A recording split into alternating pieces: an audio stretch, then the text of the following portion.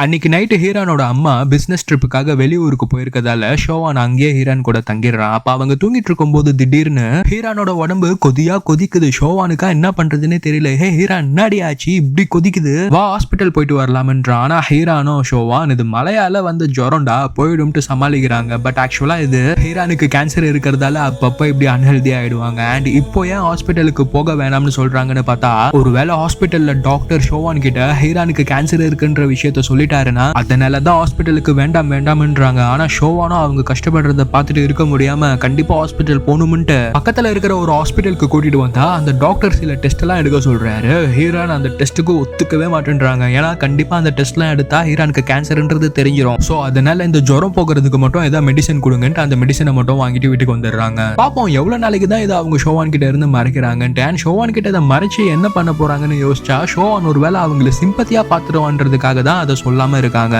Sympathy ஒரு பக்கம் இருந்தாலுமே இன்னொரு பக்கம் ஷெல்ஃபிஷா இது தெரிஞ்சா எங்க இவன் நம்மளை விட்டு போயிடுவானுன்ற ஒரு பயமும் இருக்கு.